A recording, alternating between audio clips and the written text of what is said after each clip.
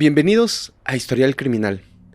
El tema que tocaremos el día de hoy es uno de esos casos que te parecen imposibles de creer y que de alguna manera mezclan el tema del crimen con lo paranormal, pero también te dejará con una sensación de injusticia. Sumerjámonos en la historia de Claudia Mijangos, también conocida como la Hiena de Querétaro. Esta es la crónica de una aparente perfección que ocultaba un abismo interior. Claudia nació en Mazatlán, Sinaloa, en el año de 1956, en el seno de una familia de clase media. Durante su infancia no le faltó absolutamente nada. Creció rodeada de cariño, comodidades y destacó desde muy joven por su belleza, pero también por su carisma. De hecho, en su adolescencia llegó a ser coronada reina de belleza en su ciudad natal, mostrando al mundo una sonrisa radiante que nadie imaginaría que se apagaría trágicamente varias décadas después. La joven Claudia se casó en sus veintitantos años con Alfredo Castaños Gutiérrez, un empleado bancario 8 años mayor que ella. Juntos decidieron mudarse a la ciudad de Querétaro para comenzar ahí una nueva vida. Una vida llena de ilusiones, de sueños y de metas. Tras la muerte de sus padres, Claudia recibió una generosa herencia que permitió a la pareja establecer un hogar acomodado en una tranquila colonia residencial. Prácticamente lo tenía todo. Con ese respaldo económico, ella demostró su espíritu emprendedor abriendo una boutique de ropa exclusiva en el centro de Querétaro, donde las damas de la alta sociedad acudían en busca de vestidos elegantes. Al mismo tiempo, se adaptó a su nuevo rol de esposa y madre con aparente facilidad. Claudia era inquieta y era muy entregada a todo lo que hacía. A pesar de las demandas de su negocio, se daba tiempo para todo, para sus 3 hijos, que ya en ese momento estaban con ella: Claudia María, de 11 años, Ana Belén, de 9, y Alfredo Antonio, de 6 años. Pero también se daba tiempo para algo muy importante para ella: su fe. Su religiosidad formaba parte esencial de su identidad. Daba clases de catecismo, ética y religión en el colegio Fray Luis de León, la misma escuela católica a la que asistían sus pequeños hijos. Así, la vida de Claudia transcurría entre vitrinas, las de su tienda de moda, llenas de color y estilo, y las vitrinas espirituales de la iglesia, llenas de imágenes, santos y crucifijos. Sus días transcurrían sin sobresaltos aparentes. Por las mañanas, Claudia preparaba el desayuno y alistaba a los niños para el colegio antes de abrir su boutique. Por las tardes, tras las clases, supervisaba las tareas de los pequeños y los llevaba a actividades extraescolares. Ya al anochecer, la familia se reunía para cenar, pero también se reunían para rezar y dar gracias por ese día que había concluido. Cada jornada parecía armoniosa, con la rutina estable de un hogar bendecido por la tranquilidad. Quienes la conocieron en esa época la describen como una mujer ejemplar. Era una madre dedicada, una esposa aparentemente devota y una profesora querida en la escuela de sus hijos. En los eventos de la iglesia local se le veía siempre participativa, siempre animada, con una sonrisa serena y sus niños bien vestidos siempre a su lado. Por otro lado, Alfredo, su esposo, solía acompañarla con un semblante orgulloso. Estaba orgulloso de su esposa, la amaba, la quería. Juntos proyectaban la imagen de una pareja unida y dedicada a sus hijos. También provocaban una sensación de ser una pareja prácticamente perfecta, la familia modelo. Para todos, los Castaños Mijangos eran la estampa de la armonía familiar y los valores cristianos. En su casa, Claudia exhibía con orgullo símbolos religiosos en cada habitación y mantenía todo impecable, pulcro, proyectando hacia afuera la imagen de un hogar perfecto. La realidad, puertas adentro de la vida de Claudia, distaba de ser tan ideal como parecía, como la acabo de describir. A medida que pasaban los años de matrimonio, surgieron tensiones entre ella y Alfredo, tensiones que minaban la paz del hogar. Discutían con más frecuencia de la que dejaban ver a los demás. A veces eran desacuerdos pues digamos cotidianos del día a día, pero otras se trataba de problemas más profundos, difíciles de resolver. Según amigos y familiares, Claudia empezó a mostrar cambios inquietantes en su conducta. Por momentos, lucía triste y ensimismada, y en otros episodios estallaba con arranques de ira inesperados en aquella mujer usualmente amable y contenida. Algunos incidentes domésticos presagiaron ese desequilibrio que poco a poco, como una gota, iba creciendo en silencio. En el año de 1982, después de una acalorada discusión con su esposo, Claudia, totalmente fuera de sí, persiguió a Alfredo con un machete en la mano. En otra ocasión, en el año del 84, cegada por la rabia tras un pleito conyugal que aparentemente no tendría por qué haber tenido mucha importancia, tomó un arma punzante de la cocina y perforó las llantas del automóvil de su esposo, descargando furiosamente toda su frustración. Estos hechos, que hubieran encendido alarmas de violencia intrafamiliar, de haber trascendido, más bien quedaron puertas adentro y fueron minimizados por el círculo cercano. Algunos lo atribuían quizás al estrés, otros decían que era el carácter fuerte de Claudia, pero en retrospectiva apuntaban a una mente frágil, lidiando con tensiones que evidentemente ya no podía manejar. La situación se complicó aún más cuando entró en juego una tercera persona. Aunque no en el sentido convencional de una infidelidad física, pero este personaje fue clave en esta historia. Claudia desarrolló una especie de, llamémosle, obsesión platónica por un joven sacerdote, un joven de nombre Ramón, quien también enseñaba en el colegio Fray Luis de León. Pasaba largos ratos conversando con él, tardes y tardes, una tras otra. También pasaba evidentemente tiempo con otros sacerdotes, amigos suyos, pero era muy marcado el acercamiento de Claudia hacia Ramón, buscando quizás guía espiritual y consuelo para sus inquietudes. Tal vez Claudia veía en el padre Ramón un alma comprensiva o quizás un refugio emocional en medio de todos sus problemas. Sin embargo, esas atenciones especiales no pasaron inadvertidas. Los rumores en la comunidad escolar y religiosa empezaron pronto a circular, y Alfredo, su esposo, percibió que algo ocurría. Claudia parecía cada vez más distante en el hogar, absorta siempre en pensamientos que no compartía. Aquella devoción religiosa intensa que siempre la había caracterizado comenzó a convertirse en un punto de discordia en el matrimonio, un síntoma de que algo en su interior, algo que anidaba ahí, estaba en conflicto. Tras la pérdida de sus padres, además, Claudia cargaba con un duelo no del todo asimilado. No lo comprendía todavía. Si bien la herencia les dio comodidad, la ausencia definitiva de sus padres pudo haber dejado en ella un vacío y una vulnerabilidad emocional que no expresaba abiertamente a nadie. El cúmulo de presiones, el deseo de ser la esposa perfecta, la madre perfecta, el papel de ser una fiel devota y al mismo tiempo lidiar con sus propias necesidades afectivas, por cierto, insatisfechas, la fue desgastando poco a poco. La mente de Claudia era como un mar en calma aparente, que por debajo escondía corrientes peligrosas. En esa etapa empezó a experimentar señales que con los ojos de hoy se identificarían como alertas de un trastorno mental en total desarrollo.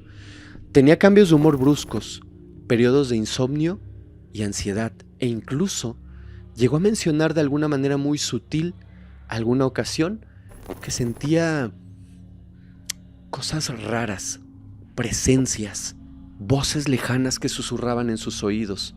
Aunque lo llegó a comentar, de inmediato restaba importancia a ese tipo de cosas. En los años 80, hablar de alucinaciones o escuchar voces no era algo común y probablemente ni ella misma entendía del todo lo que estaba ocurriendo. Así, con un matrimonio resquebrajándose, una obsesión imposible por un sacerdote, antecedentes familiares pesados y esas primeras grietas en su estabilidad psicológica, Claudia se encontraba en una encrucijada invisible para todos los demás.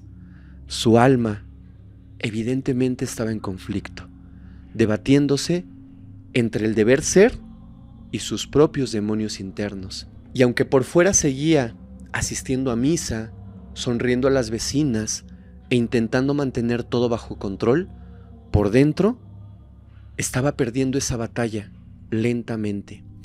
Era cuestión de tiempo para que esa lucha invisible se desbordara hacia el mundo real. Sí, hacia el mundo real, pero de la peor manera posible. La relación de Claudia y Alfredo alcanzó un punto crítico a finales de la década de 1980. Tras años de desencuentros, celos y reproches, la pareja decidió separarse formalmente en el año de 1989. Aquella ruptura marcó un antes y un después en la vida de Claudia Mijangos. Alfredo dejó el hogar conyugal y de pronto Claudia se vio sola, al cuidado diario de sus 3 hijos.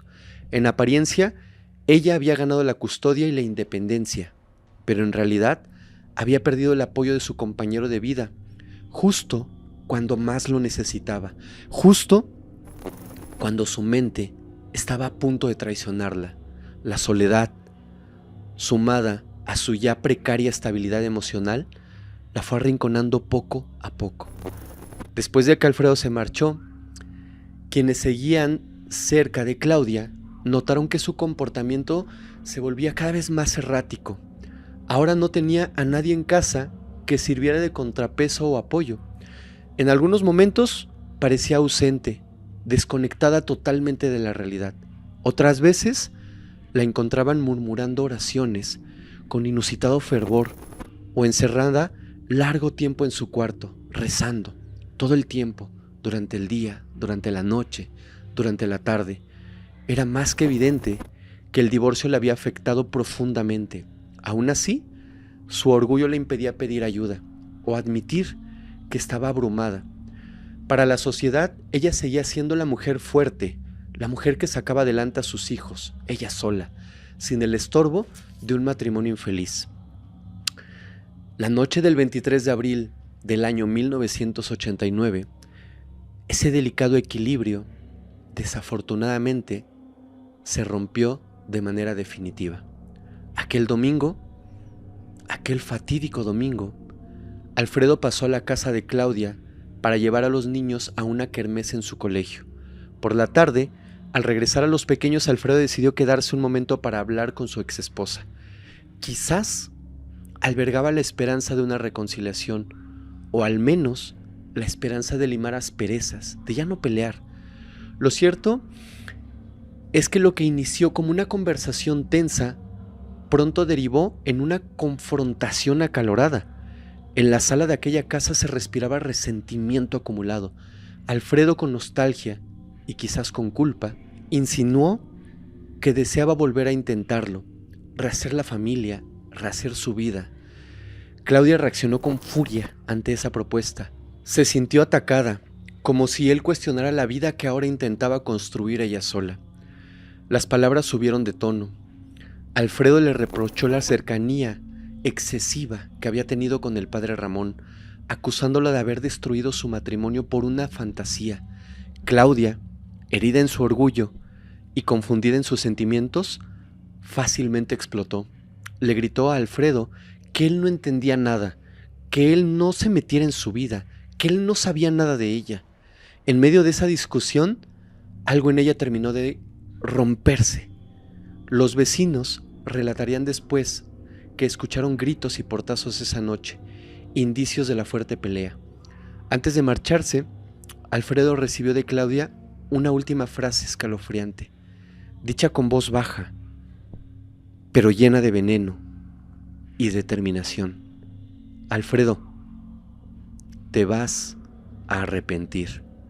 Fueron las últimas palabras que se cruzaron entre ellos. Alfredo salió de la casa, frustrado y enfadado, sin saber que dejaba atrás a una mujer al borde del abismo, a punto de cometer una locura. Cuando la puerta se cerró, Claudia se quedó de pie en medio de la sala, temblando de rabia y dolor. Sus hijos dormían ajenos a toda la situación, estaban en sus habitaciones. Mientras ella intentaba procesar la avalancha emocional de ese enfrentamiento, ellos dormían tranquilamente. Aquella separación, sellada con gritos y amenazas, había cruzado un umbral definitivo. Claudia subió lentamente las escaleras tras la pelea, quizás para verificar que sus hijos estuvieran bien. Se paró en la puerta, los contempló, dormidos, inocentes, sin imaginar siquiera la tormenta que se avecinaba. Luego fue a su propia habitación, pero el sueño no llegaba. Su mente era un torbellino de pensamientos oscuros y confusos. Esa noche, la casa en la calle Hacienda del Rincón se sumió en un silencio tenso. Afuera todo estaba en calma, pero dentro de Claudia, algo terrible, algo oscuro, había despertado esa noche y estaba dispuesto a todo. La separación de Alfredo fue el punto sin retorno para ella. Se había roto el último lazo que la anclaba a la normalidad, que la anclaba a la realidad. Sola, resentida y al filo de la locura, Claudia Mijangos cruzó esa noche la línea que separa a una persona común de una tragedia inimaginable. La casa quedó en penumbras tras la tormentosa discusión. Las manecillas del reloj avanzaron más allá de la medianoche, dando paso a la fatídica madrugada del 24 de abril de 1989. Aquellas horas serían recordadas como la noche de la niebla, una metáfora de la confusión y obscuridad mental que envolvieron a Claudia. Acostada en su cama, con los ojos abiertos de par en par, comenzó a percibir cosas que helarían la sangre de cualquiera. Juraría que había voces en la habitación, murmullos indistintos que parecían salir de las paredes, del techo, del piso, de ninguna parte y de todas a la vez. Su corazón latía con violencia mientras trataba de orar para calmarse, pero ni siquiera las oraciones la tranquilizaban. La ferviente fe de Claudia se tornaba contra ella. En lugar de hallar consuelo en sus rezos, sentía que quizás estaba enfrentándose a un combate espiritual real. Ángeles y demonios estaban en su mente. ¿Era posible? Los límites entre lo real y lo imaginario empezaron a desdibujarse a cada minuto que pasaba sin que el sueño llegara. Desesperada y sin saber qué hacer, a las 3:15 de la madrugada aproximadamente, Claudia buscó el teléfono como un náufrago busca una tabla de salvación. Marcó temblorosamente el número de Verónica Vázquez, su amiga más cercana, esa que le había prometido ayuda incondicional, aquella que había estado en los momentos más difíciles. Cuando Verónica atendió el teléfono, medio dormida, escuchó al otro lado una voz irreconocible. Era Claudia, hablando entre sollozos y jadeos, atrapada en un estado de pánico puro. Le confesó que estaba viendo cosas terribles, que había ángeles, pero que también había demonios alrededor de ella. Decía que había recibido un mensaje espantoso. El mensaje, tal cual decía: Mazatlán desapareció. Todo Querétaro es un espíritu. Palabras que no tienen coherencia. Alcanzó a decir también con desesperación frases sin sentido que reflejaban un terror absoluto. Verónica, sobresaltada, obviamente trató de calmarla a la distancia, no podía hacer otra cosa en ese momento. Le aseguró que todo iba a estar bien, que respirara, que solamente había sido una pesadilla, que tratara de tranquilizarse. Con voz suave pero firme, le dijo que en cuanto amaneciera, iría a su casa para hacerle compañía y para platicar con ella. Le pidió que resistiera unas horas más, que intentara dormir un poco. Claudia no tuvo de otra. Colgó el teléfono, aferrándose a esa última promesa de ayuda. Pero la noche seguía ahí. La oscuridad era larga y espesa. En la penumbra de su habitación, ella se mecía ligeramente, abrazándose a sí misma, mientras seguía rezando, orando. Cada sombra en la pared parecía alargarse y formar figuras siniestras. ¿Era su mente jugándole una mala pasada? ¿O realmente algo maligno estaba dentro de ese hogar? Fuera como fuese, las visiones, las voces no cesaban. La soledad de la madrugada, el cansancio emocional y aquella presencia opresiva terminaron de quebrantar la cordura que a duras penas le quedaba. Alrededor de las 4 de la mañana ocurrió lo inevitable. Claudia, que hasta entonces había permanecido sentada en su cama con la mirada perdida, fija en un solo punto, sintió de pronto un impulso que no pudo frenar. Más tarde diría que fueron las voces en su cabeza las que la despertaron completamente y le indicaron qué hacer. Fuera una alucinación o un quiebre en su psique, lo cierto es que se puso en pie, con una resolución aterradora que se reflejaba en su rostro. En ese instante, la delgada línea entre la realidad y el delirio se rompió definitivamente. La locura había despertado. Con pasos lentos pero decididos, Claudia salió de su habitación y bajó las escaleras hacia la cocina que estaba en la planta baja. La casa estaba en completo silencio, salvo tal vez por su propia respiración, agitada, entrecortada. Abrió el cajón de los cubiertos en medio de la oscuridad y tanteó hasta dar con lo que buscaba. Sus manos temblorosas, guiadas por una extraña determinación, tomaron no uno, sino tres cuchillos de cocina. ¿Por qué tres? Quizás ni ella misma lo sabía.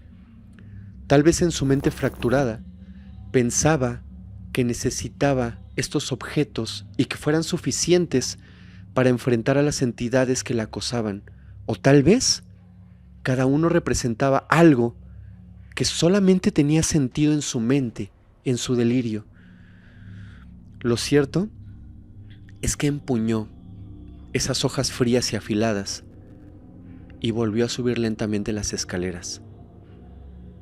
Se detuvo frente a la puerta de la recámara del pequeño Alfredo. El niño dormía plácidamente, ajeno completamente a todo. Claudia empujó la puerta con suavidad y se acercó a la cama. En la oscuridad apenas se dibujaba la figura de su hijito entre las cobijas. Entonces, en un arranque súbito, Claudia sujetó con fuerza una de las afiladas hojas, pero antes sacudió al niño para despertarlo. Alfredo abrió los ojos, confuso. Quizás sonrió levemente al reconocer a su madre, pero esa ternura duró solamente un parpadeo. Antes de que el niño pudiera articular palabra, la primera agresión cayó. Un golpe seco, terrible, que fue seguido de otro, y otro, y otro. Alfredo soltó un alarido agudo de dolor que atravesó la quietud de la noche. Aquellos gritos desgarradores de su hijo resonaron por el pasillo y los muros de la casa, como un eco, como una pesadilla. Esos alaridos despertaron a su hermana mayor, Claudia María, de 11 años, quien dormía en la habitación contigua. La niña escuchó los gritos de su hermanito y corrió descalza y asustada hacia él. Quería saber qué pasaba. Lo que vio al entrar en el cuarto la dejó petrificada. Su madre estaba sobre su hermano y el pequeño Alfredo agonizaba entre convulsiones de dolor. La pobre niña, aterrorizada, gritó: «¡Mamá, no!», y se abalanzó para intentar detenerla, empujando a su madre en un acto desesperado de valentía infantil. Pero Claudia, fuera de sí, ya no reconocía a su propia hija. En sus ojos desorbitados es probable que viera otra cosa, quizás una figura amenazante que intentaba interponerse en la misión que sus delirios le dictaban. Con los gritos de la niña resonando en sus oídos, Claudia soltó la filosa hoja manchada y casi de manera automática tomó otras de las que había llevado consigo. Su hija mayor intentó huir al ver que su madre dirigía ahora su atención a ella. Corrió hacia la puerta de la habitación, pero Claudia la alcanzó en segundos, tomándola del brazo con fuerza. Sin titubear, descargó la hoja contra la pequeña, una y otra vez. Claudia María gritó de dolor, un sonido tan profundo y desesperado que varios vecinos saltaron de sus camas preguntándose de dónde provenía ese grito. Herida de gravedad, la niña logró zafarse un instante y en puro instinto corrió herida por el pasillo escaleras abajo. Detrás de ella iba dejando huellas rojas en la alfombra y las paredes, mientras gritaba pidiendo clemencia, llamando a su mamá, a su papá, con la esperanza de que aquella pesadilla terminara. La casa se había transformado en un caos de alaridos y movimiento frenético.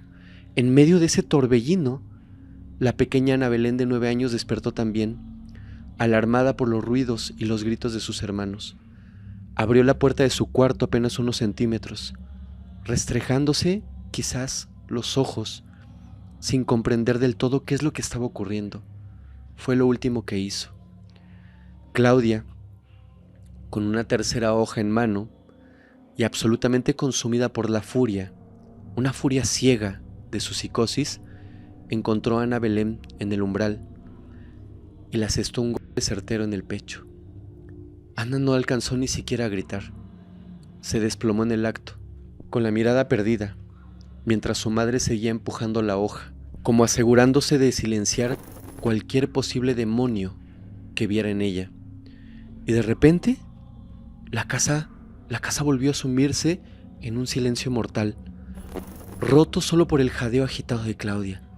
Los pasillos y habitaciones, antes llenos de risas, quedaron manchadas de líquido rojo y tragedia. Un escalofrío recorrió la colonia entera. Algunos vecinos que habían oído aquel estruendo aterrador salieron a sus patios sin atreverse aún a acercarse, quizás pensando que todo había cesado tan abruptamente como había iniciado, que quizás solo era una discusión de familia, nada importante. En el piso de abajo, la pequeña Claudia María, malherida, había perdido el conocimiento cerca del comedor tras las múltiples heridas. El pequeño Alfredo yacía inerte en su cama y Ana Belén en el pasillo del segundo piso. Claudia Mijangos, la madre amorosa, la mujer piadosa que todos conocían, estaba totalmente irreconocible, de pie, manchada de rojo, respirando agitadamente en medio de la oscuridad. Fue en ese momento, tras consumar lo inconcebible, que la razón pareció asomarse un instante en su mente nublada. ¿Qué había hecho? Al ver los cuerpecitos de sus hijos, es posible que una ola de horror y remordimientos atravesara la niebla de su locura, aunque fuera por un momento, un segundo, un instante. Testimonios posteriores indicarían que Claudia, tras los hechos, entró en una especie de trance extraño, con lágrimas, quizás, pero ya sin gritos. Tomó los cuerpos de sus hijos, uno por uno. Con esfuerzo, cargó a Ana Belén y a Alfredo y arrastró a la inconsciente Claudia María.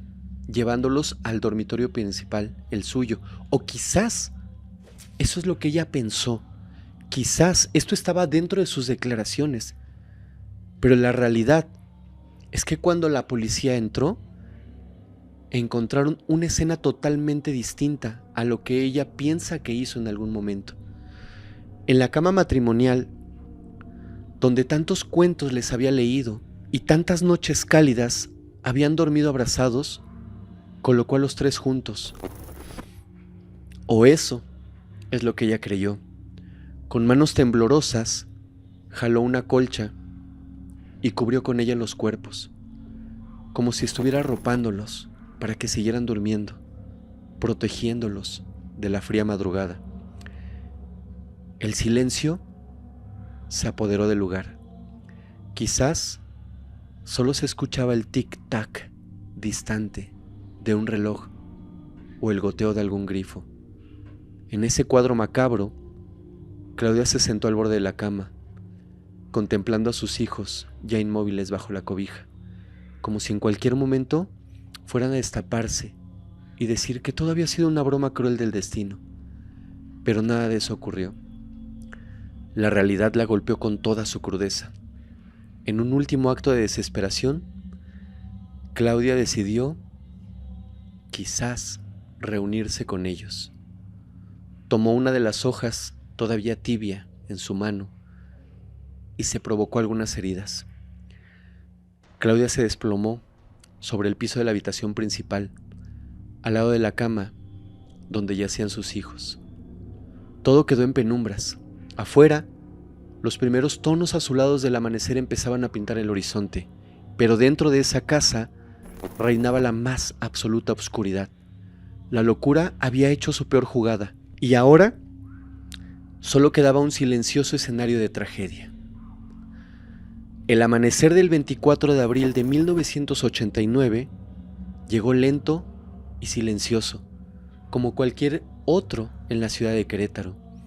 Pero en la calle Hacienda del Rincón, algo siniestro flotaba en el aire, se podía sentir. Algunos vecinos dicen que tenían esa sensación de obscuridad, a pesar de que era un amanecer luminoso, soleado, un día hermoso. Algo se sentía en el ambiente. Verónica Vázquez, fiel a su promesa, se presentó frente a la casa de su amiga a primera hora. El sol apenas despuntaba cuando ella tocó la puerta. 1, 2, 3 veces, sin obtener respuesta. Su corazón empezó a latir con inquietud. Algo presentía. Algo no estaba bien. La puerta, curiosamente, estaba entreabierta. No estaba asegurada con llave como solía estar siempre.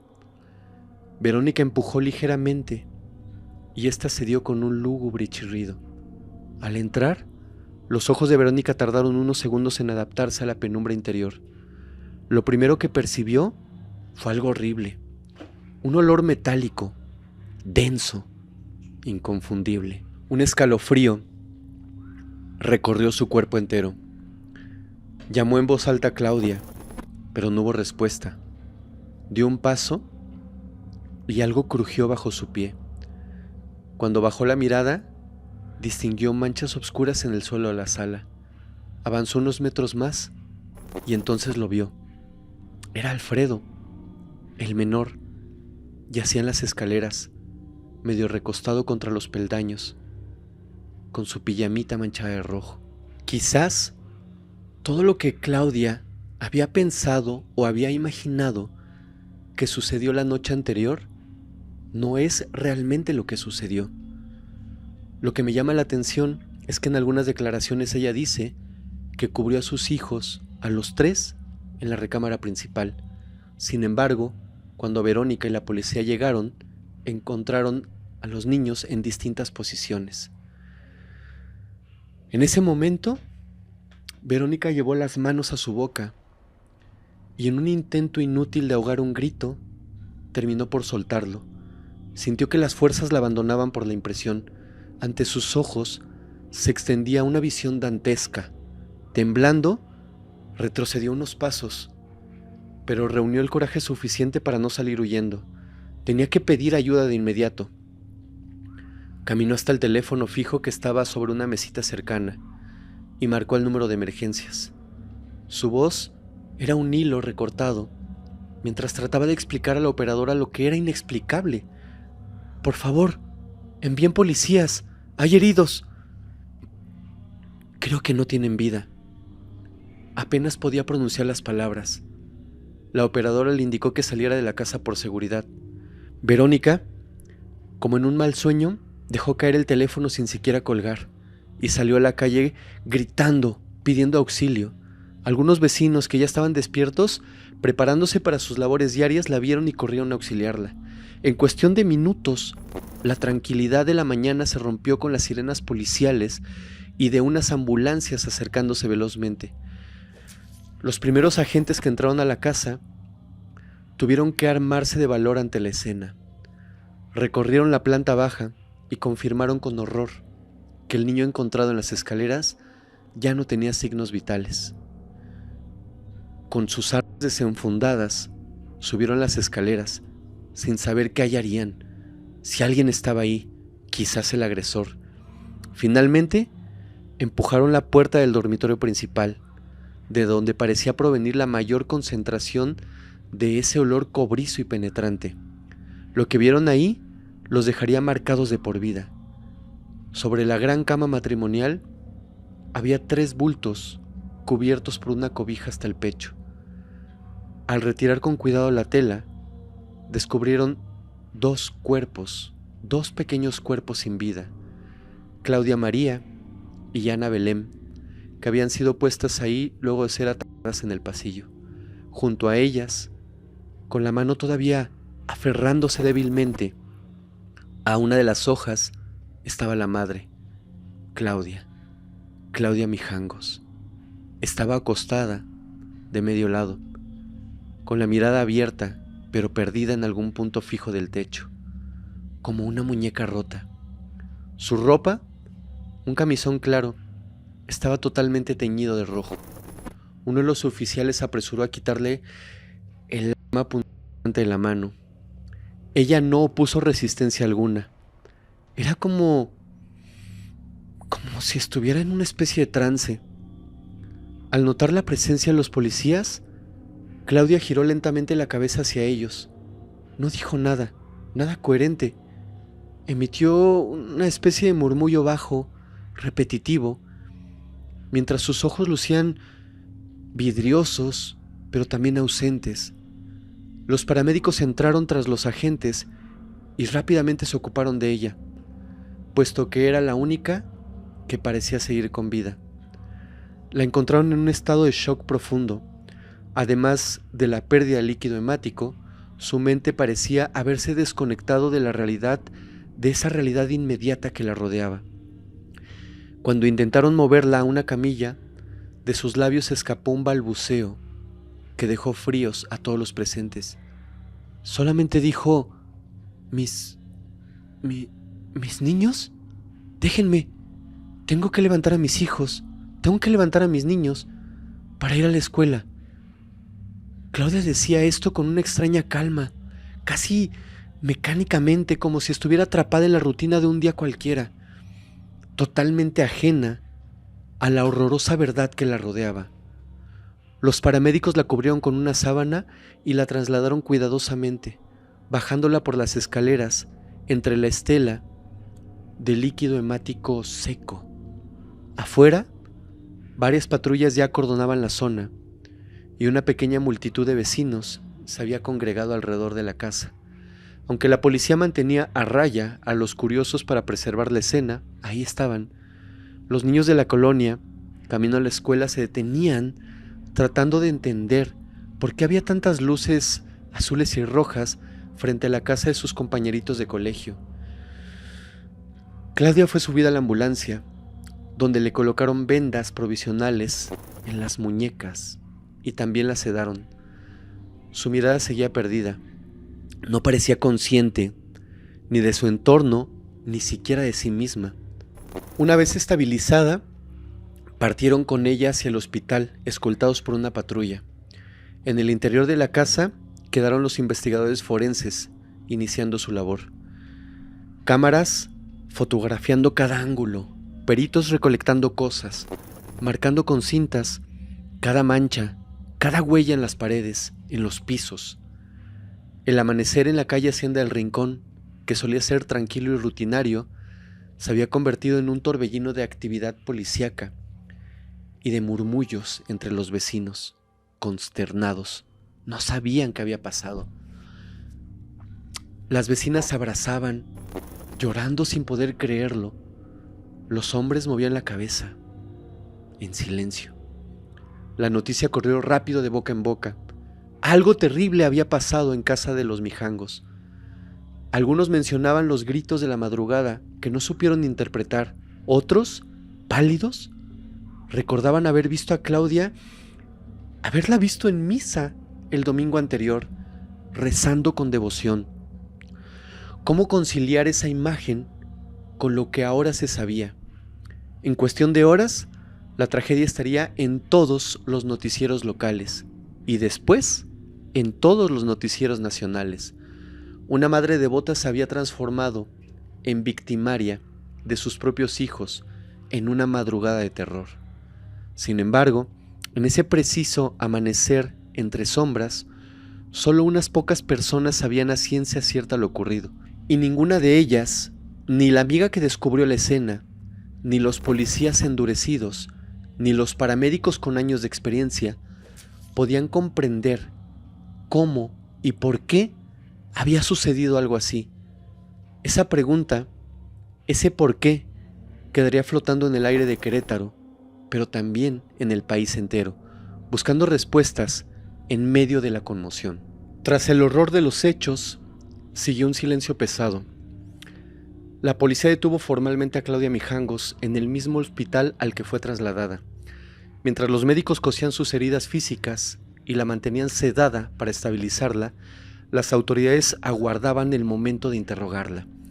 Todo México comenzaba a enterarse del crimen atroz y la presión por obtener explicaciones era enorme.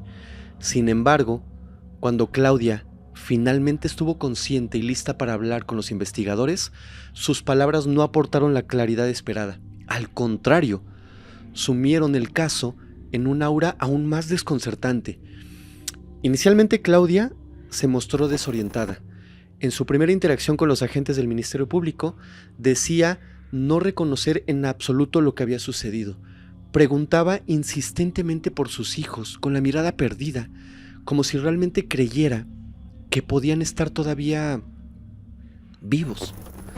Los psicólogos presentes señalaron que probablemente estaba atravesando un estado de negación y shock postraumático.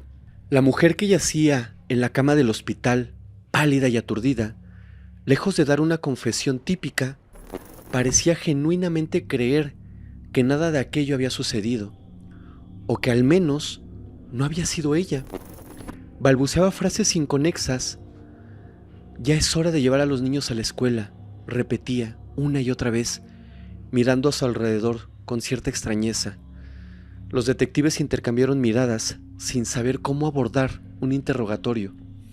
Con el paso de las horas, y ya bajo custodia oficial, a Claudia le administraron menos sedantes para poder tomar su declaración formal. Fue entonces cuando su relato tomó un tono todavía más perturbador. En lugar de relatar un motivo tangible, quizás, no sé, una venganza, un arranque de ira o algún conflicto identificable, Claudia comenzó a hilvanar una historia fantasiosa e imposible de seguir lógicamente. De su boca salieron acusaciones dirigidas a fuerzas obscuras. Señaló, para asombro de los presentes, al padre Ramón como el supuesto arquitecto detrás de la tragedia. Dijo, con tono convencido, que el sacerdote le hablaba telepáticamente, que la había manipulado mentalmente durante meses. Según Claudia, el padre Ramón era quien había orquestado absolutamente todo. Dijo que influyó para que ella se divorciara de Alfredo e incluso llegó a afirmar que mediante brujería el sacerdote provocó el deceso de su propia madre tiempo atrás, solo para acercarse a ella sin ningún obstáculo. En su delirio, también aseguró que tanto Ramón como Alfredo conspiraban juntos contra ella, trabajando su mente con fuerzas obscuras y manipulaciones hasta llevarla a un punto de quiebre. Los interrogadores, los agentes, apenas podían creer lo que escuchaban. Claudia detallaba que la noche del crimen había sentido la presencia de algo maligno en su casa. Habló de un espíritu de Querétaro que la poseía y de ángeles que le daban mensajes crípticos. En su narración, ella no se asumía plenamente como la autora consciente de la tragedia, sino casi como una espectadora obligada. Decía que una fuerza más poderosa tomó el control de su cuerpo. Mencionó visiones de su ciudad natal destruida, una referencia a la frase incoherente sobre Mazatlán que le había dicho a Verónica por teléfono, y aseguró que escuchó la voz de Dios, pero también escuchó la voz del diablo peleando en su cabeza. Los psiquiatras que la evaluaban tomaban nota, no lo podían creer. Aquello no era una mentira elaborada de alguien que buscaba evadir responsabilidades. Todo indicaba que eran los delirios sinceros de una mente profundamente fragmentada y enferma. Las declaraciones de Claudia eran, en efecto, las confesiones de su realidad interna, pero esa realidad interna era absolutamente incomprensible para los parámetros normales. No había odio explícito hacia sus hijos en sus palabras, no había un móvil terrenal como lo podría haber sido el dinero o la venganza, algo que justificara de alguna manera lo que había hecho. En lugar de eso, había un relato de influencia sobrenatural y control mental que sonaba sacado de una novela de terror psicológico. Cuando fragmentos de esta declaración se filtraron a la prensa, la opinión pública quedó boquiabierta en un primer momento. Hubo quienes pensaron que Claudia fingía demencia para evitar un castigo. ¿Voces demoníacas? ¿Telepatía con un sacerdote? Parecía la coartada perfecta de alguien que quiera alegar locura. Pero aquellos que la escuchaban en persona, los agentes, los médicos, veían algo genuino en su mirada perdida y su voz temblorosa al relatar esas cosas que eran imposibles. No era la actitud calculadora de una criminal intentando zafarse, era la confusión de una persona que no distingue fantasía de realidad. Así, la confesión de Claudia Mijangos no fue la confesión que cerraría el caso con un motivo claro. Al contrario, fue un rompecabezas de incoherencias que nadie podía entender completamente. La misma sociedad que clamaba por respuestas tuvo que enfrentarse a la posibilidad de que no las obtendría de la boca de la perpetradora, al menos no de manera racional. ¿Cómo entender el por qué si ni siquiera la propia Claudia podía articularlo en términos comprensibles? Lo único evidente era que en su mente trastornada, ella no se veía como una criminal, sino casi como una víctima más de algo maligno que la sobrepasó. Mientras Claudia divagaba en sus delirios, los expertos forenses y psiquiátricos se dieron a la tarea de reconstruir los hechos de una manera científica. El escenario en la casa Mijangos ofrecía numerosas pistas que los peritos de alguna manera tendrían que interpretar. Se tomaron fotografías de cada habitación, de cada cuerpo, de cada arma punzante abandonada. Se midieron las trayectorias de las manchas hemáticas y se recolectaron muestras para su análisis. Todo confirmaba lo esencial.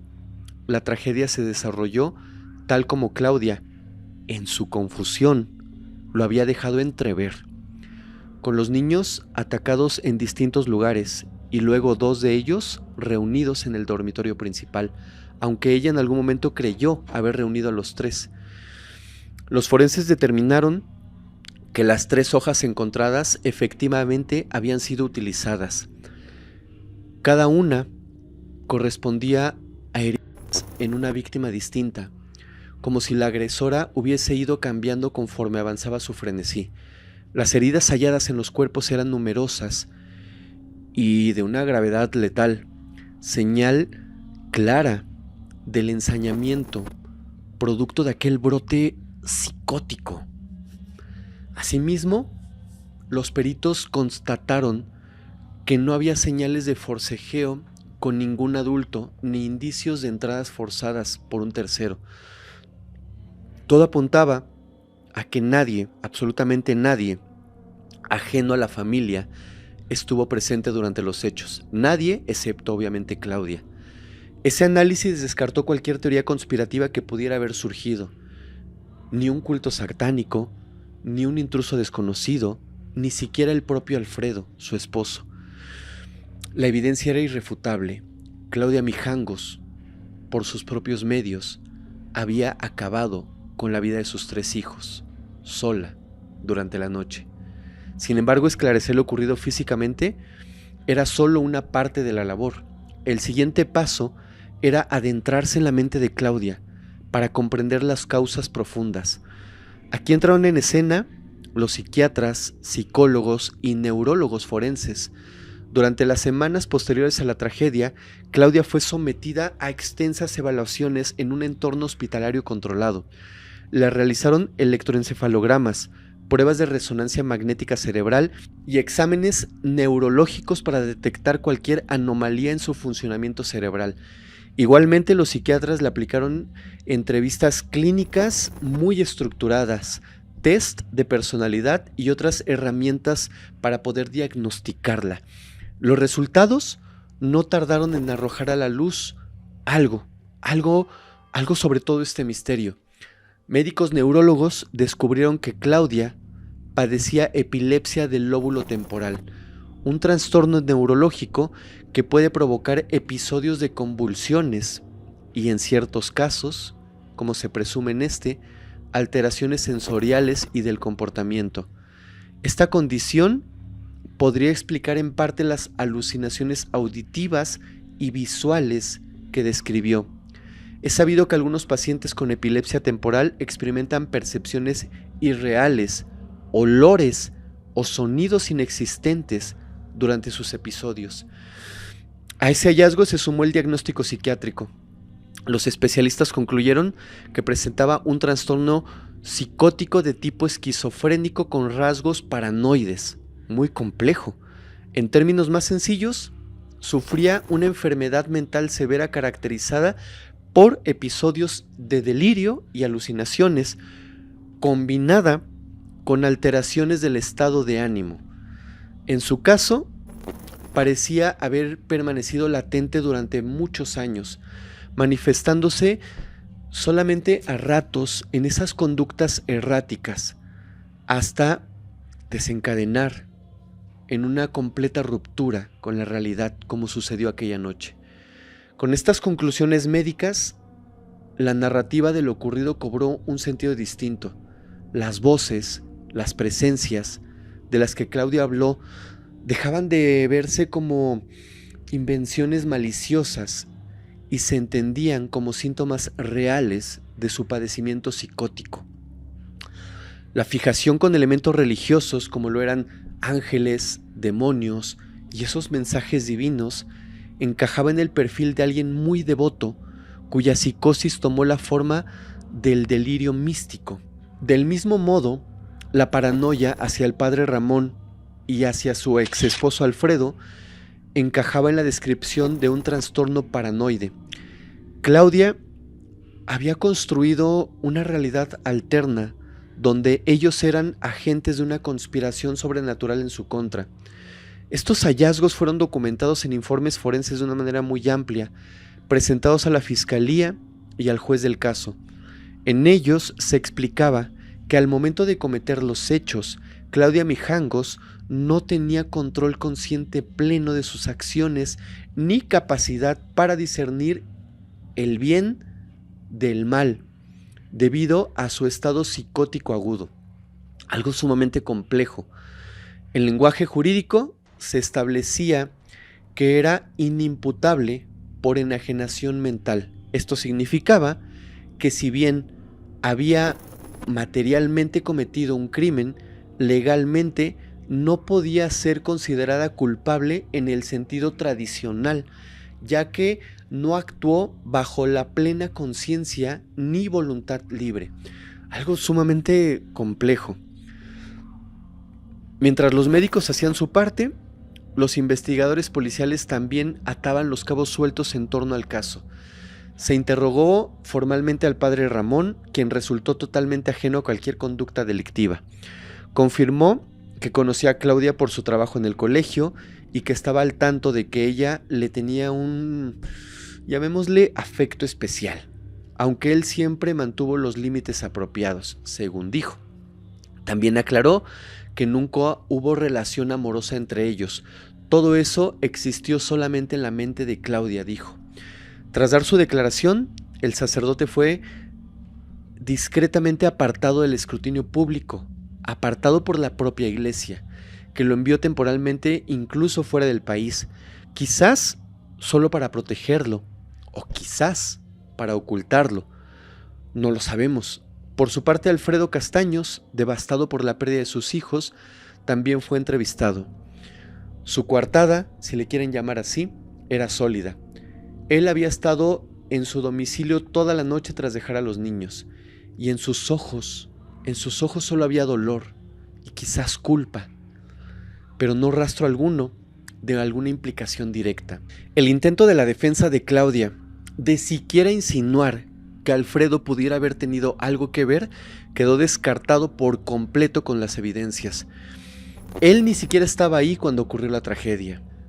Así, de esta manera, el rastro que dejaron los expertos fue perfilando una conclusión unánime. Claudia Mijangos perpetró los actos. Sí lo hizo, pero lo hizo inmersa en un brote de enajenación mental. Esta conclusión sentó las bases para lo que sería el proceso judicial. Los informes hablaron de epilepsia con psicosis y de triple filicidio bajo estado mental alterado. Palabras frías para describir una realidad pavorosa, pero necesarias para que la justicia actuara conforme a derecho. Este caso tan complejo dejó claro algo. No se trataba del típico crimen pasional, ni de un acto criminal predeterminado. Era la colisión catastrófica entre una mente enferma y circunstancias externas. Los expertos habían hecho su trabajo desenmarañando la verdad científica entre tanta confusión y tanto horror. Ahora sería labor de los tribunales decidir qué hacer con Claudia Mijangos a la luz de toda esa verdad. Y esa decisión no sería fácil, ni estaría exenta de polémica.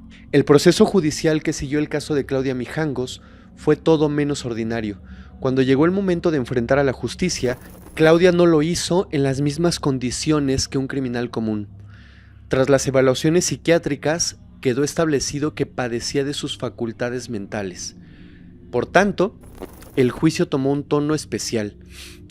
En lugar de debatir culpabilidad, se debatía su estado mental y las implicaciones legales del mismo. Finalmente, después de mucho, en 1990, el veredicto fue emitido. Claudia Mijangos fue declarada inimputable a causa de trastorno mental grave. ¿Qué significaba esto? Bueno, esto significaba que el tribunal reconocía que ella había cometido el triple crimen, pero también aceptaba que debido a su enfermedad no podía ser responsabilizada penalmente como lo sería una persona en su sano juicio. No obstante, dado lo atroz del caso y la peligrosidad que representaba en aquel estado, no iba a quedar en libertad.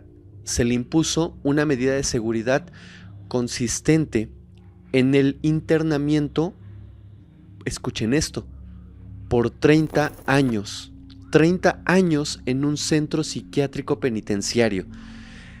30 años era el máximo tiempo que la ley mexicana permitía en ese entonces para un confinamiento de este tipo por triple ataque, digámoslo así, y equivalía en la práctica a la pena máxima que habría recibido de ser plenamente culpable.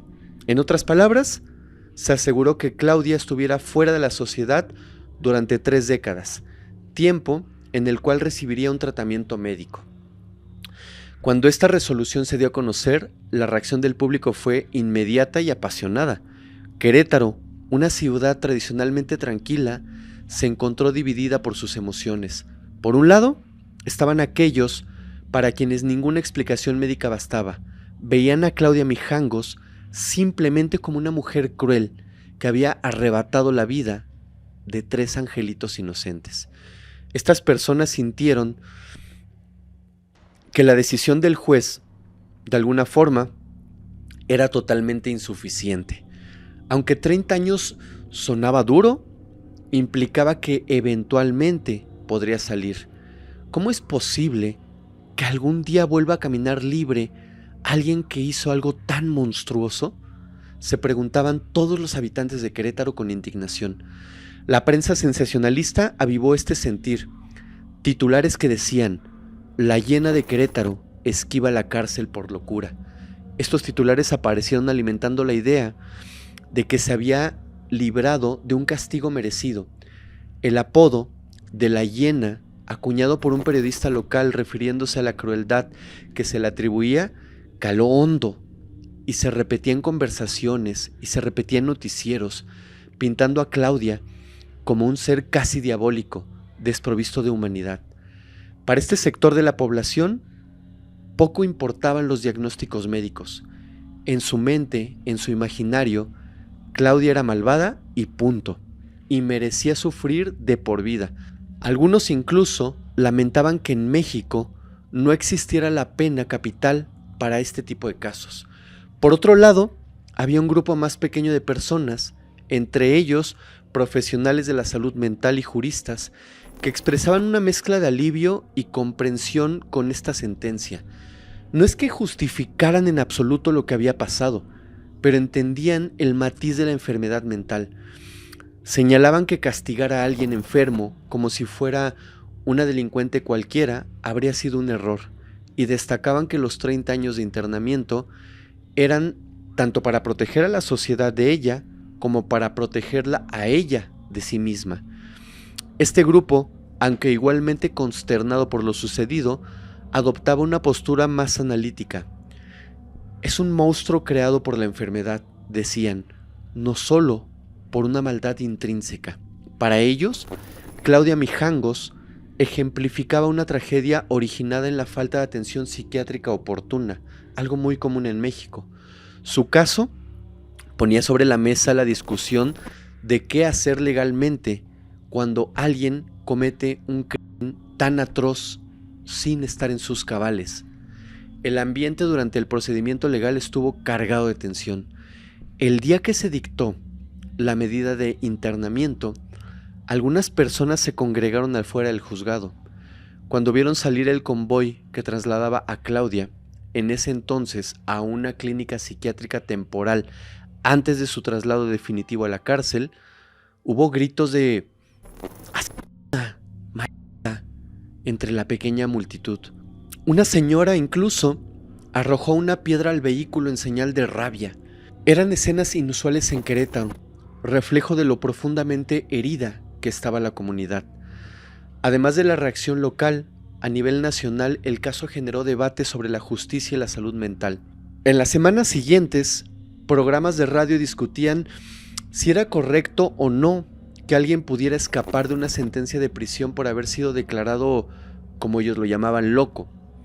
Algunos opinaban que era necesario endurecer las leyes, que 30 años no eran suficientes para un hecho tan atroz. Otros, en cambio, veían justa la medida dictada por el juez e incluso cuestionaban de haber sido condenada como una culpable común, quizás habría salido antes de 30 años por algunos beneficios que le podría haber otorgado la ley en aquel momento. En cambio, con esta internación cumpliría todo el periodo, los 30 años. Entretanto, la iglesia local optó por la discreción. El padre Ramón, cuya figura flotó como un fantasma en medio de todo el proceso, fue trasladado a España por sus superiores poco después del incidente, en un aparente intento de alejarlo del escándalo. Nunca dio declaraciones públicas sobre Claudia, ni sobre las acusaciones delirantes que ella había vertido en su contra. Su silencio dejó un halo de misterio. ¿Había existido o no algo más entre ellos? ¿Era solamente la mente de Claudia? Oficialmente no. No hubo nada que reprocharle al sacerdote, pero en las charlas de café en Querétaro, aquel tema siguió alimentándose por especulaciones. El juicio de Claudia Mijangos, o más bien la formalización de su internamiento psiquiátrico, cerró legalmente el caso, pero dejó abiertas muchas heridas en la comunidad, muchas dudas, muchas teorías. En las calles de Querétaro se discutía con rabia, con tristeza y algunos con confusión. Algunos vecinos sentían que la justicia terrenal era insuficiente y confiaban en que la justicia divina se encargaría de esa alma condenada, como la llamaban. Otros simplemente no sabían qué pensar. ¿Cómo procesar un evento tan aterrador, antinatural, pero a la vez un crimen? Querétaro quedó dividido entre quienes pedían castigo ejemplar y quienes buscaban entender la enfermedad que llevó a esa madre a destruir a su propia familia. Aún con Claudia tras las rejas, el eco de su caso continuó resonando en la sociedad, planteando preguntas incómodas sobre la salud mental, la culpa, pero también acerca de la justicia. Ahora, tras consumarse el crimen y agotarse las investigaciones en el lugar, la casa de Claudia Mijangos, aquella casa ubicada en la calle Hacienda del Rincón, quedó completamente vacía. Las autoridades la clausuraron temporalmente mientras recolectaban evidencias, pero una vez terminado el proceso legal, nadie volvió a habitarla, ni familiares, ni ningún comprador se interesaron. Esa propiedad cargaba con un estigma imposible de borrar. Donde antes resonaban risas, oraciones, rezos, ahora solo quedaban las cicatrices silenciosas de lo que había ocurrido. Con el tiempo, la vivienda comenzó a deteriorarse. Los jardines se tornaron en una maleza seca. Las ventanas acumulaban polvo y suciedad, dándole a la fachada un aspecto lúgubre. Los vecinos, que alguna vez cruzaron sus puertas para visitar a la amable familia, ya no querían ni siquiera caminar por la acera de enfrente. La sola visión de la casa les encogía el estómago, evocándoles imágenes que preferían olvidar. Poco a poco, la dirección dejó de ser la casa de los Mijangos para convertirse simplemente en la casa maldita. Y como suele suceder en los sitios marcados por la tragedia, no tardaron en surgir historias escalofriantes. Vecinos decían que por las noches se escuchaban llantos infantiles provenientes de la casa vacía. Más de uno llegó a afirmar haber visto, al pasar de madrugada, una pequeña figura asomada tras las cortinas caídas de una ventana del segundo piso, como si el fantasma de alguno de los niños siguiera buscando a su padre o a su madre. Algunos aseguraban oír oraciones mezcladas con lamentos cerca de la medianoche, como una letanía fantasmal que recorría las calles cuando todo estaba en silencio. Pronto, la casa Mijangos se ganó la reputación local de estar embrujada. Adolescentes atraídos por lo paranormal se retaban entre sí a entrar en la propiedad abandonada. Hubo informes extraoficiales de personas que, habiendo ingresado escondidas, salieron pálidas y aterrorizadas, diciendo que sintieron que algo los observaba desde la oscuridad. Un vigilante de seguridad de una construcción cercana aseguró haber visto luces encendiéndose fugazmente en las habitaciones, como si alguien estuviera jugando con los apagadores, como si prendieran y apagaran las luces. Pero lo que no sabían es que la electricidad había sido cortada años atrás. Las anécdotas se acumularon. Que si una vecina vio la silueta de una mujer de cabello largo dentro de la casa a las 3 de la mañana, que si unos obreros escucharon claramente risas de niños al mediodía cuando pasaban frente a la puerta. Una y otra historia se decía, todos tenían una versión distinta, todos habían visto algo distinto. la imaginación popular tejió una leyenda negra en torno al inmueble. Por supuesto, hubo quienes exageraron o incluso inventaron experiencias para alimentar el morbo, pero también estaban los sentimientos genuinos de la comunidad. Muchos creían de corazón que esa casa tenía una energía negativa imposible de limpiar. ¿Cómo no tenerla después de albergar un acto tan cruel, tan vil? Algunos residentes de la colonia levantaron plegarias frente a la casa, rezando rosarios para pedir por las almas de los niños y para alejar cualquier mal que pudiera haberse quedado rondando. Otros más prácticos escribieron cartas al ayuntamiento pidiendo que demolieran de una vez ese monumento al horror. Decían que tener la casa ahí, abandonada, solo atraía vandalismo y curiosos indeseables. Las autoridades, sin embargo, no podían demolerla así como así, pues seguían siendo una propiedad privada legalmente a nombre de Claudia Mijangos. Lo que sí hicieron fue tapear puertas y ventanas con tabiques, con madera y cemento, una vez que la casa se convirtió en un destino frecuente de intrusos. Bloquearon los accesos para impedir que gente irresponsable entrara a profanar el sitio. Así, la casa quedó completamente sellada, como una tumba de concreto. Desde entonces, su apariencia exterior es la de una residencia fantasmal.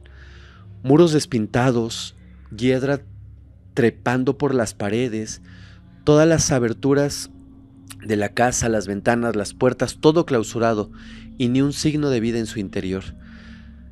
Pese a ello, el halo en torno a la casa no se disipó. Programas de televisión de temática paranormal en más de una ocasión mencionaron la casa de la Hiena de Querétaro e incluso hubo exploradores urbanos que trataron de filmar dentro de ella, alimentando la curiosidad macabra de la audiencia. Cada aniversario del crimen, algunos artículos periodísticos recordaban con fotos la fachada desalojada, desolada, y recopilaban las leyendas fantasmales asociadas a esta. Para los habitantes de Querétaro, especialmente los más cercanos, la Casa de Hacienda del Rincón es un lugar que todavía hoy evitan mirar por demasiado tiempo. Dicen que hasta los pájaros y los animales callejeros rehúyen instalarse ahí. Ni las palomas siquiera hacen nido en sus cornisas. Mientras la casa maldita, como la llaman, acumulaba polvo y leyendas, Claudia Mijangos comenzó a vivir su propia condena, una muy particular, la de estar encerrada no solo tras barrotes, sino también tras los muros de su mente. Tras la sentencia, fue enviada primero al penal de San José del Alto, en Querétaro, pero dado que ahí no había instalaciones psiquiátricas adecuadas, pronto gestionaron su traslado. En enero de 1992, Claudia fue ingresada en el área psiquiátrica del Centro Femenil de Readaptación Social de Tepepan, en la Ciudad de México. Este sería su hogar, su celda y su clínica a la vez. Durante las siguientes décadas, la vida de Claudia en Tepepan transcurrió lejos del ojo público. Compartía pabellón con otras internas diagnosticadas con trastornos mentales graves, algunas también, incluso, autoras de crímenes violentos. El trato que recibía era dual. Por un lado, tenía la disciplina y las restricciones propias de una prisionera. Por otro, el régimen de medicación y terapia de una paciente psiquiátrica. Cada día era medicada con fármacos antipsicóticos y anticonvulsivos para mantener a raya sus brotes psicóticos y su epilepsia. Se supervisaba rigurosamente la ingesta de medicamentos, pues sin ellos las voces y las visiones podrían regresar. Las enfermeras del penal la describían como una interna generalmente tranquila cuando estaba bajo sus medicamentos, aunque con episodios periódicos de cierta agitación y eventos de ansiedad. Durante años, prácticamente nadie fuera del penal preguntó por ella. Su nombre, tan sonado entre 1989 y 1990, poco a poco se fue diluyendo en la conversación nacional, sin familia que la visitara, ya que sus hermanos se deslindaron y Alfredo, desde luego, jamás se acercó. Claudia vivió en un aislamiento casi absoluto, acompañada únicamente por otras reclusas y el personal del penal. En algún punto, en Querétaro se llegaron a escuchar rumores que resultaron falsos. Se decía, por un lado, que había perdido la vida, y otros decían que ya la habían dejado salir antes de tiempo, pero nada de eso era cierto. Simplemente era como si hubiese desaparecido del mundo exterior. Algunos registros internos muestran que con el paso del tiempo su estado físico se fue deteriorando conforme es natural en la edad madura. Su cabello se tornó completamente cano antes de los 50 años y la mirada que un día fue vivaz se volvió opaca tras unos lentes gruesos. En el año 2007 se supo que la operaron de la tiroides, un dato menor que solo trascendió porque algún periodista curioso lo descubrió. En 2009, otro destello de atención mediática la rozó cuando se filtró o se dijo que compartía celda con Florence Cassés, la francesa acusada de privación de la libertad en México. Dos mujeres muy distintas, unidas solo por la infamia de sus casos. Pero aparte de estas notas esporádicas, nada más se supo públicamente de Claudia. Dentro del penal, su vida se regía por rutinas simples. Participaba en algunas terapias ocupacionales básicas, manualidades, sesiones controladas de ejercicio y en ocasiones pláticas con psicólogos que monitoreaban su estado mental. ¿En qué pensaba durante esos largos años? Solo podemos imaginar. Quizás recordaba claramente lo que había hecho o su mente había bloqueado ese evento tan traumático. Algunas enfermeras comentaron, en confidencia, que a veces, al entablar conversaciones con ella, Claudia hablaba de sus hijos como si estuvieran en la escuela, o decía cosas inconexas sobre ángeles que estaban protegiendo a sus hijos, o demonios que la rodeaban a ella. Era difícil discernir qué tanto de eso era residuo de su enfermedad o simples desvaríos productos de tanto medicamento. Legalmente su situación era muy peculiar. No tenía una condena reducible por buen comportamiento, pues no era exactamente una sentencia, sino una medida de seguridad por tiempo determinado. Eso significaba que, a diferencia de otros presos que podían aspirar a beneficios, ella estaba destinada a cumplir los 30 años completos, salvo que alguna autoridad judicial determinara lo contrario, lo cual nunca ocurrió. En esencia, estaba olvidada en esa celda, pagando su castigo y recibiendo tratamiento, las dos cosas al mismo tiempo. Para quienes creían que la decisión del juez había sido blanda, vale decir que Claudia Mijangos sufrió en carne propia una existencia muy dura durante esas 3 décadas. Su castigo no fue visto ni expuesto, pero ahí estaba, día tras día de encierro, con sus fantasmas, con sus demonios. Algunas noches, cuentan, se despertaba gritando, especialmente durante los primeros años. Incluso hubo que asignarle una celda individual, porque se dice que en fases lunares específicas decían que, por ejemplo, en luna llena, curiosamente, su comportamiento se volvía errático y agresivo, aunque estuviera bajo medicación. Es algo muy extraño que no lograban comprender. El personal médico concluía que sus trastornos persistían a pesar de todo, a pesar de estar controlados, a pesar de estar medicados. En los informes se repetía la frase: padecimiento incurable requiere medicación de por vida. Así, entre las rejas y las camillas transcurrieron 30 años. Para la sociedad, tal vez no era suficiente. Para ella, seguramente fue un tiempo interminable. Lo cierto es que Claudia cumplió cada día de esos 30 años en reclusión psiquiátrica, en un limbo donde no era exactamente libre ni exactamente una prisionera ordinaria, un castigo en silencio, lejos de la mirada pública, mientras allá afuera Querétaro siguió creciendo y México siguió su curso con sus propias alegrías y sus propias tragedias. Cuando se acercaba la fecha de término de su medida de seguridad, En el 2019, mucha gente ni siquiera sabía que aquella mujer seguía viva, pero estaba viva y el reloj de su internamiento seguía corriendo, acercándose el día que por ley Claudia Mijangos tendría que enfrentar de nuevo, una vez más, el mundo exterior. Así, el 24 de abril del 2019 amaneció como cualquier otro día para la mayoría de la gente, pero para quienes recordaban el caso de Claudia Mijangos, esa fecha tenía un peso específico. Se cumplían 30 años exactos de la tragedia, y no solo eso, sino que también se cumplía el plazo de internamiento de Claudia. Aquel día, discretamente, las autoridades penitenciarias liberaron a Claudia Mijangos, tal como estaba estipulado. Para ese momento tenía 62 años de edad. 62 años cumplidos al recuperar técnicamente su libertad. La noticia no tardó en salir a la luz y propagarse como un reguero de pólvora.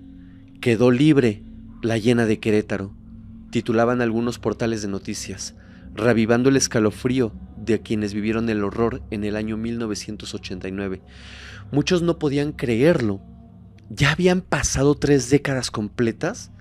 Parecía que el tiempo había volado.